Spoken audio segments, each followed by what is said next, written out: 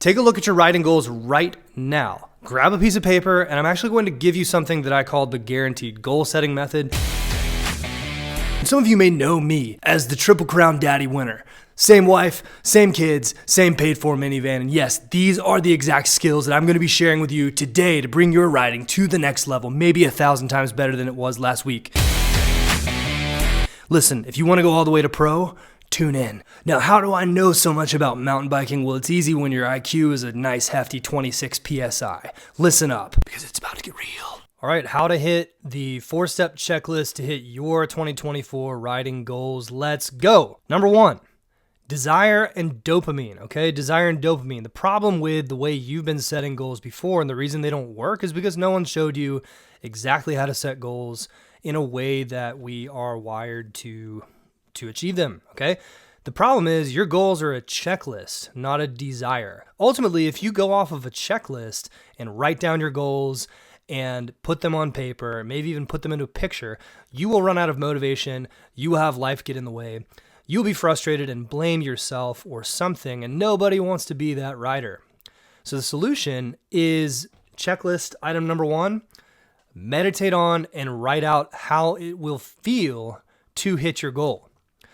In other words, what does your future self hitting the goal feel like when you hit this goal?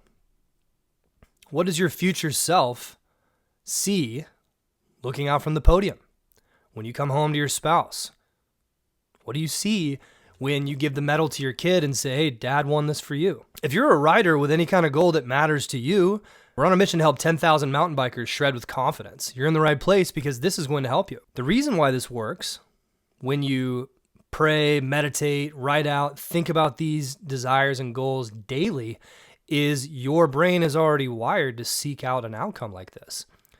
It's just that you've been programmed by the commercials, you've been programmed by all the distractions, rather than the thing that gives you joy, which is your own goal.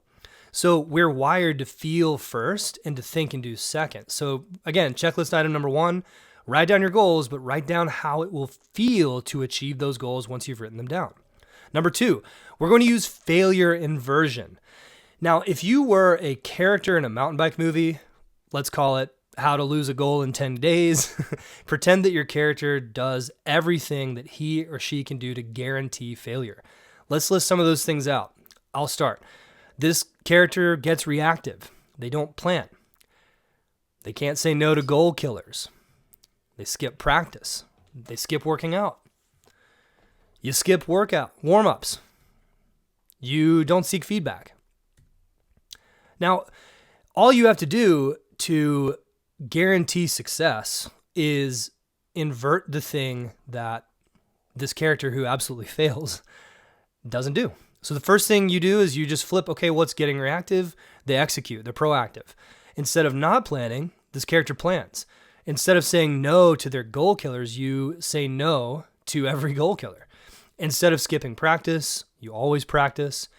Instead of skipping your workout, you always work out. Instead of not warming up and just hitting the trails and hurting yourself, you warm up religiously. And instead of not seeking feedback, you go out there and get professional help. Failure inversion is an incredible tool because so many people set goals and then make the execution plan very weak, and this fixes that. Let's go on to number 3. Number 3 is you want to eliminate cheap dopamine. Now this is it's a secret weapon. Total clickbait, but this really works. And the reason why this works is that there's a big myth out there that you need to stay motivated. But the real reason 95% of writers stay stuck on this intermediate plateau and they fail is because of how your biology is wired. This is why everything you've been told doesn't work. This is why a SMART goal, a specific, measurable, attainable, relatable, time-based goal can still let you down is because no one showed you how to eliminate cheap dopamine. Now, I have to be honest with you, this will require some sacrifice. And the truth is, whether you believe in evolution through billion years of programming or whatever, or like God's creation or whatever in between, doesn't matter. All of our brains are scientifically proven to be impulsive. You are impulsive if your dopamine system is dysregulated. What does this mean? This means that social media, sugar processed junk food, TV, Anything that gives you cheap, easy dopamine will make you default to seeking these activities instead of things that will help you with your goal. Now, here's the truth. If you are a middle-aged mountain biker, you have a job, you have kids, you have responsibilities, and you're trying to do really awesome things on a bike, it is not going to work if you're distracted by Instagram. This literally lowers your ability to do hard things because you can simply flip open a device and you can get dopamine at any time during any part of the day, and our bodies are not designed to do this. The truth of the matter is you need to do a complete elimination of cheap dopamine. That means get rid of TV, that means get rid of social media, that means get rid of sugar and processed junk foods so that your body can default to working on your goals. Now, the bonus, the really cool thing about this, there's a cost to this for sure, but the cool thing is that when you eliminate this, once your environment has zero dopamine that's cheap and easy, you will have unlimited dopamine hits from the things that matter. That's it. It's not that complicated. You just take out the things that are too easy to perform and you get cheap dopamine from. Your brain will literally default and rewire to the things that give you your goals. That's it. Number 4, check it out. Align your goal to your environment. What does this mean? The problem with most goal setting is that you can create a smart goal, you can eliminate cheap dopamine, you can make an execution plan that's awesome, and then if you're surrounded, like if your goal is to lose weight and you surround yourself with a mountain of donuts, good luck losing weight. It ain't gonna happen. Your environment as well as your habits is what programs you to do anything smart.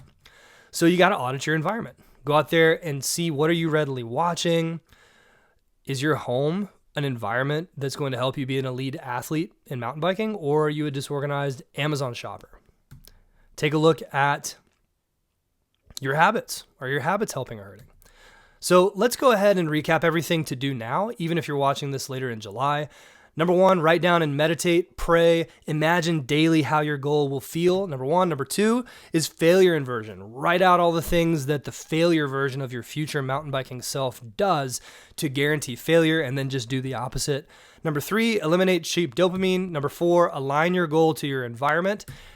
Bonus, share this video with a rider right now, subscribe to the channel, and if you find someone you respect and say, hey, let's do this together, 2 is better than 1. I'll see you on the next video. Thanks.